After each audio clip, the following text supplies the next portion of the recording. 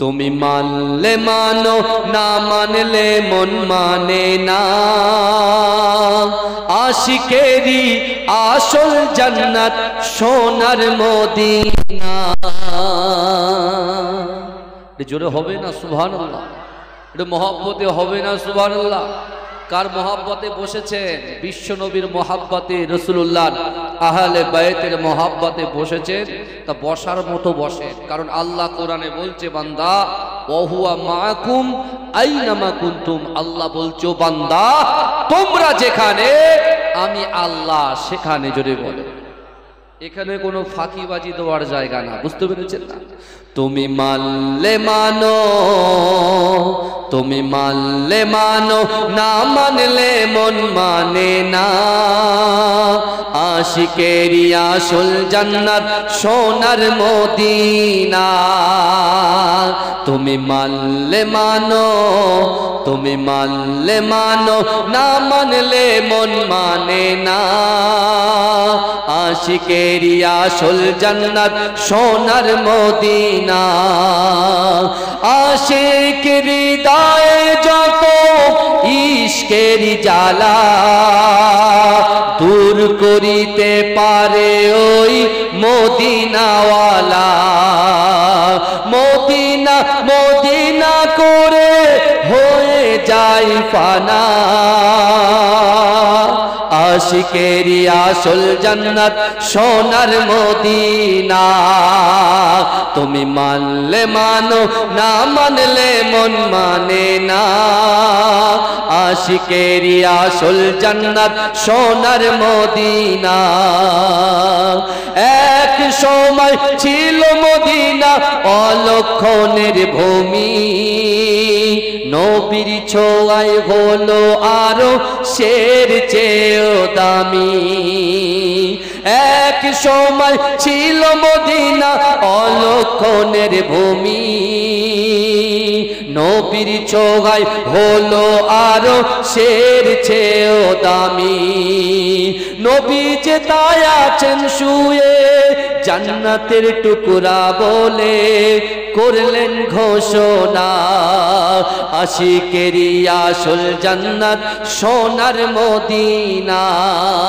তুমি মানলে মানো, তুমি মানলে মানো, না মানলে মন মানে না। আশিকেরি আসল জান্নাত সোনার মদিনা। আশিকেরি আসল জান্নাত সোনার মদিনা। আশিক হৃদয়ে যত ইশকের জ্বালা, দূর করিতে পারে ওই মদিনাওয়ালা। মদিনা মদিনা করে হয়ে যায় ফানা। আশিকেরি আসল জান্নাত সোনার মদিনা। সবাই তো জান্নাত পাগল, জাহান্নামের না। আমি অদম জান্নাত জাহান্নাম কিছুই চাই না। সবাই তো জান্নাত পাগল, জাহান্নামের না। আমি অদম জান্নাত জাহান্নাম কিছুই চাই না। কামনা শুধু দিদারে নবী রব্বানা। আশিকেরি আসল জান্নাত সোনার মদিনা। তুমি মানলে মানো, না মানলে মন মানে না। আশিকেরি আসল জান্নাত সোনার মদিনা। আশিকেরি আসল জান্নাত সোনার মদিনা। আল্লাহুম্মা সাল্লি আলা। জোরে জোরে পড়েন, জোরে জোরে পড়েন। এতে সব করছে কেন? এই মাইকালা ভাই কোথায়? আমার ঠোঁটে 3-4 বার মারলো কিন্তু। কি বুঝলেন? মাইকালা ভাই কোথায় আছে? জিকির করুন লা ইলাহা ইল্লাল্লাহ। জোরে জোরে লা ইলাহা ইল্লাল্লাহ, লা ইলাহা ইল্লাল্লাহ, লা ইলাহা ইল্লাল্লাহ মুহাম্মাদুর রাসূলুল্লাহ। আল্লাহুম্মা সাল্লি আলা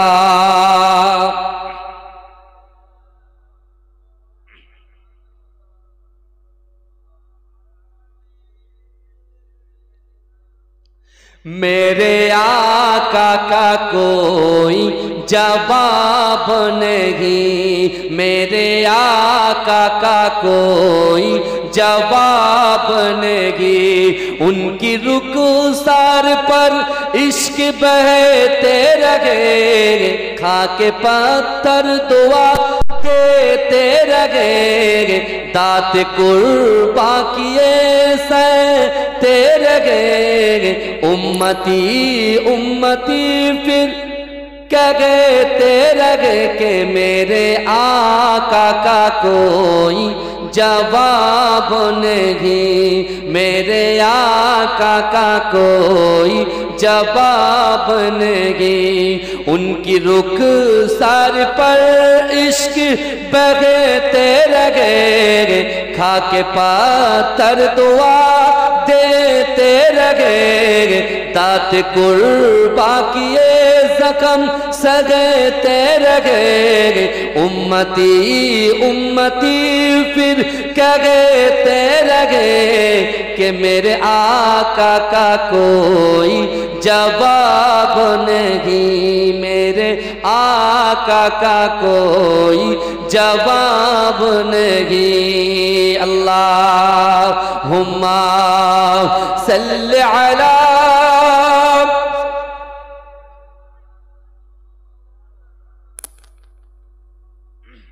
वाला आले सय्यिदना।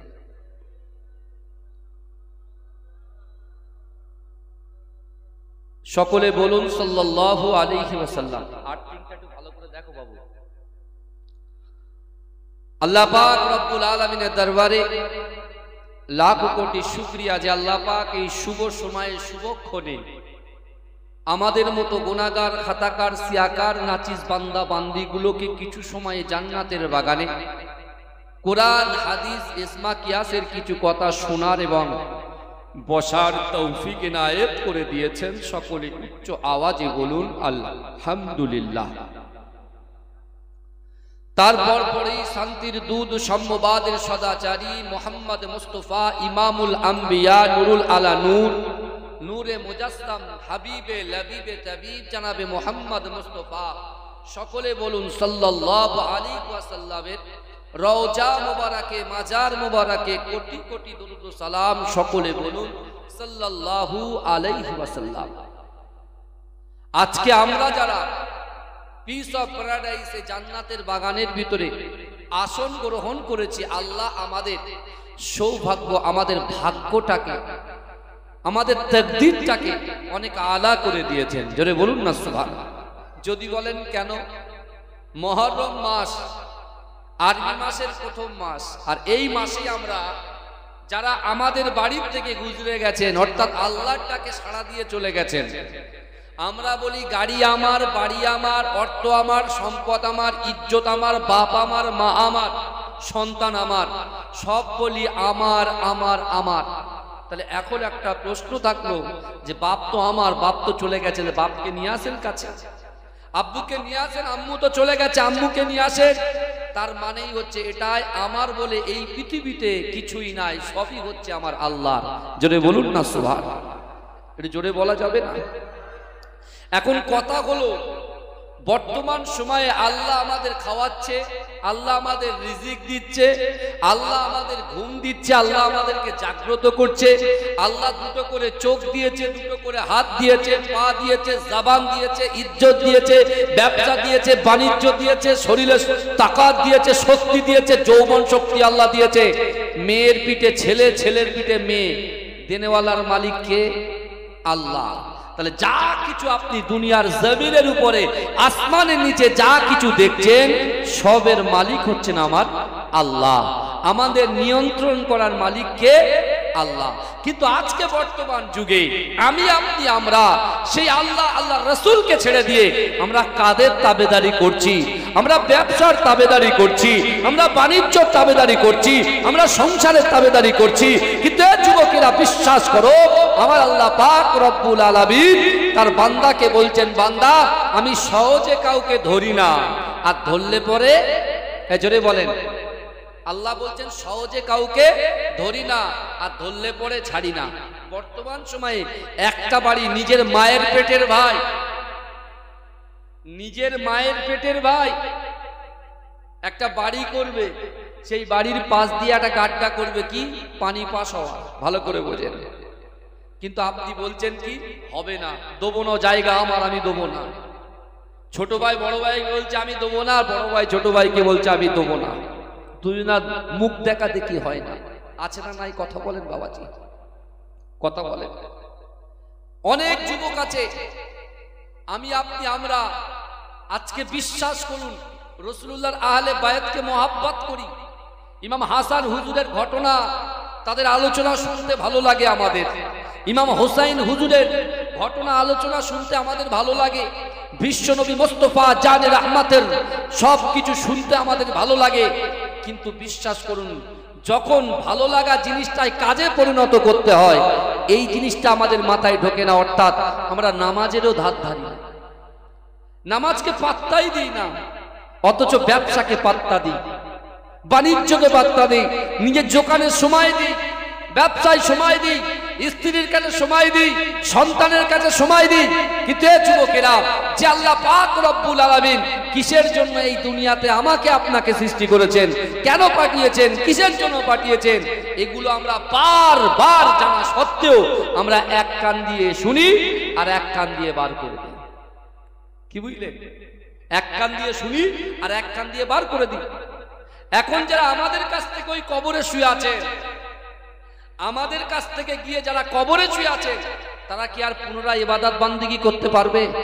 এখানে এসে জলসা শুনতে পারবে, নামাজ পড়তে পারবে, রোজা রাখতে পারবে, যাকাত দিতে পারবে, ফিতরা দিতে পারবে, দান খয়রাত করতে পারবে? পারবে না। কিন্তু হ্যাঁ, রাসূলুল্লাহ বলেছেন, ইজা মাতাল ইনসানু, যখন মানুষ মৃত্যুবরণ করে, ইনকাতা, মানুষের আমলের কর্মধারাটা বন্ধ হয়ে যায়।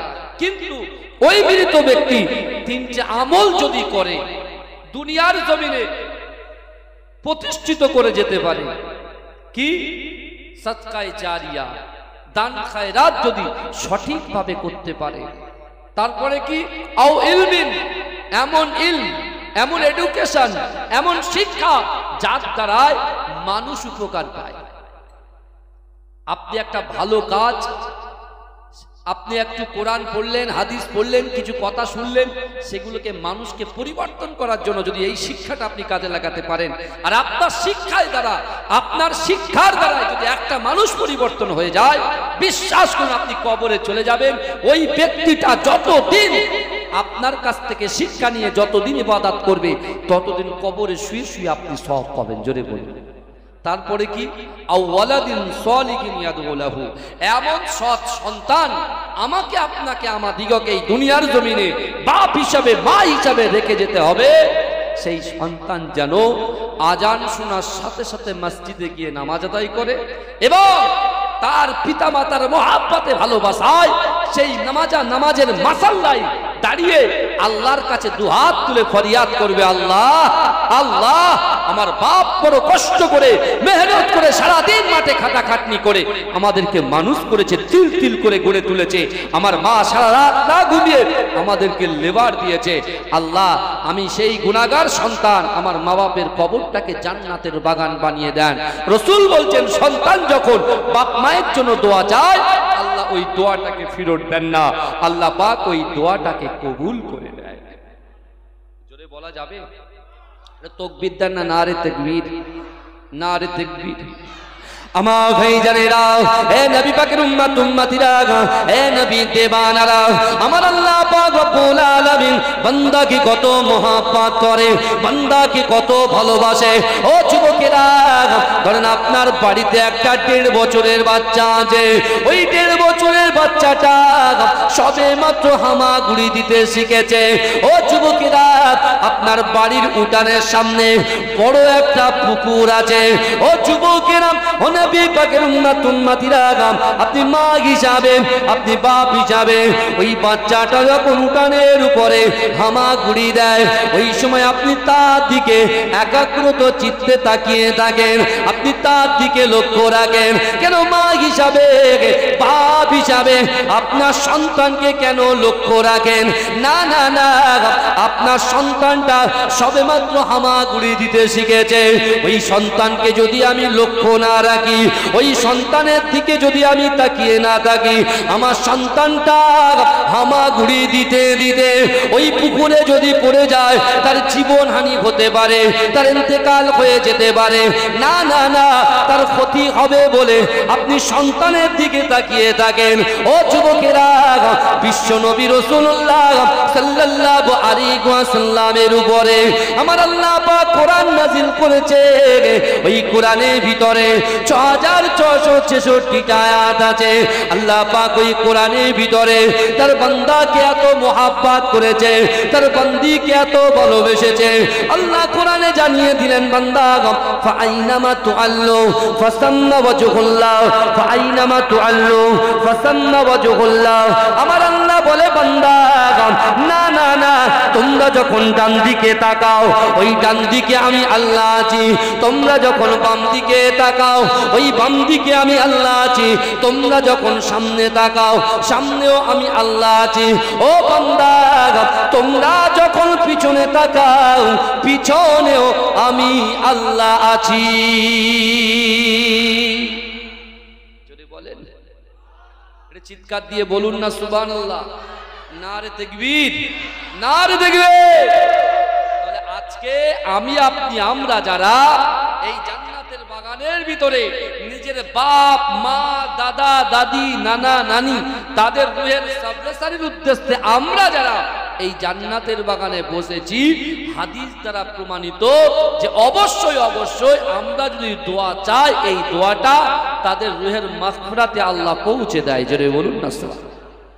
জোরে বলা যাবে না, এটা চিৎকার দিয়ে বলা যাবে না। কিন্তু আমার ভাইজানেরা, এ নবী পাকের উম্মতিরা, এ নবী দেবানারা, আল্লাহর কোরআন বলছে, বান্দা ফাইজা জা আজালুহুম লা ইস্তাখিরুনা সাআতাও ওয়া লা ইস্তাকদিমুন। মৃত্যু যখন আসবে, এক সেকেন্ড লেট করা হবে না, এক সেকেন্ড দেরি করা হবে না। এ যুবকেরা, মৃত্যু যখন সামনে চলে আসবে, আপনি কোনো কথা বলতে পারবেন না। কিন্তু এ যুবকেরা, হে নবী পাকের উম্মতিরা, আজ থেকে 1000 বছর আগে বিশ্ব নবী রাসূলুল্লাহ সাল্লাল্লাহু আলাইহি ওয়াসাল্লাম মদিনার মসজিদে নববী শরীফে সাহাবাদেরকে নিয়ে বসে আছে। আল্লাহর রাসূল সাহাবাদের দিকে লক্ষ্য করে বললেন, ও আমার সাহাবারা, আমি রাসূলুল্লাহ তোমাদেরকে জানিয়ে দিলাম, না না না, মানুষ যখন মৃত্যুবরণ করবে, তার লাশটা খাটিয়ায় তোলা হবে, তাকে গোসল দেওয়া হবে, তাকে কাফন পরিয়ে দেওয়া হবে। ওই কাফন পরিয়ে দিয়ে তাদের লাশটা যখন কবরে রাখা হবে, অর্থাৎ কবরের কাছে নিয়ে যাওয়া হবে, ওই লাশের পিছন পিছন তিনটে, ভালো করে বোঝার চেষ্টা কর, এই লাশের পিছন পিছন জিনিস যাবে। সেই তিনটে জিনিস হলো, একমাত্র আপনার সন্তান, আপনার আহত পরিবারগুলো ওই লাশের পিছন যাবে। দ্বিতীয় নম্বর, দুনিয়ার জমিনে নিজে কষ্ট করে মেহনত করেছেন, একাত্তা করেছেন, ওই পিছন পিছন ওই যাবে। ও যুবকেরা, ও নবী পাকের উম্মতিরা, আজকে আপনার গ্রামে জলসা হয়, এই জান্নাতের বাগানে বসে বসে ওয়ায়ুসাব্বিহুনাকা ওয়ায়ুহাম্মিদুনাকা ওয়ায়ুকাব্বিরুনাকা, আপনারা যারা সুবহানাল্লাহ বলছেন, আলহামদুলিল্লাহ বলছেন, আল্লাহু আকবার বলে তাকবীর দিচ্ছেন। এ যুবকেরা, শুনে রাখেন, জেনে রাখেন, এই সময়টাকে, এই বসার সময়টাকে আমার আল্লাহ পাক আমলে পরিণত করে দেবে। ও যুবকেরা, আপনি যখন কবরে যাবেন, তৃতীয় নম্বর হিসাবে আপনার আমলটা আপনার লাশ তার পিছন পিছন কবর পর্যন্ত যাবে। কটা জিনিস যাবে বাবাজি? ভালো করে বলে। তিনটে জিনিস যাবে। কি যাবে? আপনার সন্তান যাবে। ভালো করে অজ বুঝবেন, অজ বোঝার জিনিস। অনেকে অনেক রকম বলবে, ওদিকে কান দিলে হবে না। বুঝতে পেরেছেন? দুনিয়াতে আপনি যত বড়ই পাপী বান্দা হন না কেন, পাপী ব্যক্তি, সে নারী হোক আর পুরুষ হোক, যতই পাপী হন না কেন, আমার আল্লাহর একটা নাম হচ্ছে রহমান, আমার আল্লাহর একটা নাম হচ্ছে রহিম। আল্লাহ ইচ্ছা করলে আপনার ওই গুনাহটাকে ক্ষমা করে দিতে পারেন কি পারেন না? কথা বলেন, কথা বলেন। 1 সেকেন্ড আগে যে ব্যক্তি ছিল জাহান্নামী, আল্লাহ 1 সেকেন্ড পরে ওই ব্যক্তিটাকে করে দিচ্ছে জান্নাতি। জোরে বলুন না সুবহানাল্লাহ। আবার 1 সেকেন্ড পরে যে ব্যক্তিটা ছিল জান্নাতি, আল্লাহ 1 সেকেন্ড পরে সেই ব্যক্তিটাকে করে দিচ্ছে জাহান্নামী। এটা সব কিছু আল্লাহর হাত। যে দুনিয়াতে আমরা এত মানুষের প্রতি অত্যাচার, মানুষকে উৎপীড়ন নিপীড়নের মধ্যে আমরা যারা লিপ্ত হয়ে গেছি, আমাদের কাল্ব হয়ে গেছে কড়া, কালো হয়ে গেছে, কাল্বটা শক্ত হয়ে গেছে, ইট পাথরের মতো হয়ে গেছে। আমাদের কোনো মানুষের প্রতি কোনো রহম নেই, এহসান নেই। বুঝলেন না? আমরা দুনিয়ার জন্য পাগল, অর্থের জন্য পাগল, সম্পদের জন্য পাগল, চেয়ারের জন্য পাগল, নিজের বাপের সম্পত্তিটাকে কিভাবে লুণ্ঠন করব তার জন্য পাগল। একবারও ভাবিনি যে বড় লোক যারা ধনী, ধনী ব্যক্তির মালের ভিতরে, ধনী ব্যক্তিদের মালের ভিতরেই অসহায়, এতিম, দুস্থ, গরিবদের অর্থ, ধনীদের মালের ভিতরেই তাদের সম্পদ আছে। এই শুনছেন? ধনী ব্যক্তিদের মালের ভিতরেই গরিবদের কি আছে? সম্পদ আছে। বন্টন করো, দান করো, সদকা করো। কিন্তু আমরা সেই দিকে চিন্তা করিনি। আমি চিন্তা করছি কি, আমি বাঁচলে আমার সন্তান ঠিক থাকবে, আমার স্ত্রী ঠিক থাকবে, আমার পুত্র সবাই ঠিক থাকবে। আল্লাহর কাছে কিন্তু আমাকে আপনাকে হিসাব দিতেই হবে। ভাই, দুদিনের দুনিয়া। মাতৃ গর্ভে থেকে ভূমিষ্ঠ হবার সাথে সাথে একটা ছেলে ইন্তেকাল করছে, আবার সেই ছেলেটা 100 বছর পরেও ইন্তেকাল করছে। অর্থাৎ এই পৃথিবীতে এসেছি মানে একদিন কিন্তু আমাদের সকলের চলে যেতে হবে। কিন্তু আমরা ওপরের জিনিস নিয়ে চিন্তা ভাবনা করছি, নিচের জিনিস নিয়ে ভাবছি না। ওপরের চিন্তা মানে বুঝতে পারছেন? ব্যবসা বাণিজ্য, স্ত্রী পুত্র কন্যা, আর নিচে কি আছে? কবর, আখিরাত, তুলসিরাত, মিজানের পাল্লা। বুঝতে পারছেন? এসব নিয়ে আমাদের ভাবার সময় নেই। এখন শুধু সময় হচ্ছে অন্যরকম। কে কাকে বেশি ইমপ্রেস করতে পারে, কে কাকে বেশি খুশি করতে পারে। এখন দুনিয়াতে খুশি চলছে, কিন্তু এই যুবকেরা জান্নাত যদি পেতে চান, রাসূলুল্লাহর আহলে বাইতকে মহব্বত করুন, বিশ্বনবী রাসূলুল্লাহকে মহব্বত করুন। না, আল্লাহ কোরআনে বলছে, হে নবী আপনি বলুন, কুল ইন কুনতুম তুহিব্বুনাল্লাহ ফাত্তাবিউনি ইউহিব্বুকুমুল্লাহ। হে নবী আপনি বলুন, যারা আমি আল্লাহ আমাকে ভালোবাসতে চাই, আমাকে ভালোবাসার আগে যেন আপনাকে মহব্বত করে। এই আপনিটা কে বলেন তো? বলেন। বিশ্বনবী মুস্তাফা, বিশ্বনবী মুস্তাফা, জানে রহমত, যাকে তৈয়ার না করলে আল্লাহ পৃথিবীতে কিছুই সৃষ্টি করতেন না। আর সেই বিশ্বনবী রাসূলুল্লাহ সাল্লাল্লাহু আলাইহি ওয়াসাল্লাম, তার কোলেতে জান্নাত রানী নবী নন্দিনী মা ফাতেমাতুজ জোহরা রাদিয়াল্লাহু তাআলা আনহার প্রাণ প্রিয় সন্তান ইমাম হোসাইনকে রাসূলুল্লাহ কোলে তুলে চুমা দিতে দিতে সাহাবাদের দিকে লক্ষ্য করে বলেছিলেন, হে আমার সাহাবারা শোনো, যে আমার আহলে বাইত ইমাম হোসেন ইমাম হাসানকে মহব্বত করলো, আমি রাসূলুল্লাহ তাদেরকে মহব্বত করলাম। জোরে বলুন না সুবহানাল্লাহ। যে আমার হাসান হোসাইনকে খুশি করলো, আমি রাসূলুল্লাহ তাদের উপরে খুশি হয়ে গেলাম। জোরে বলেন। কিন্তু দেখে রাসূলুল্লাহ ভবিষ্যৎবাণী করেছিলেন, হে আমার সাহাবারা, আমার উম্মতের ভিতর থেকে, আমার উম্মতের ভিতর থেকে আমার আহলে বাইত আমার ইমাম হোসাইনকে হত্যা করা হবে কারবালা প্রান্তরে। আল্লাহর রাসূল সাল্লাল্লাহু আলাইহি ওয়াসাল্লামের কাছে যখন বার্তা আসলে বিশ্বনবী সাহাবাদেরকে জানিয়েছিলেন, সাহাবারা বলেছিলেন, ইয়া রাসূলুল্লাহ কে সে? আপনি একবার নামটা বলুন, তাকে এখন থেকে আমরা কতল করে দেব।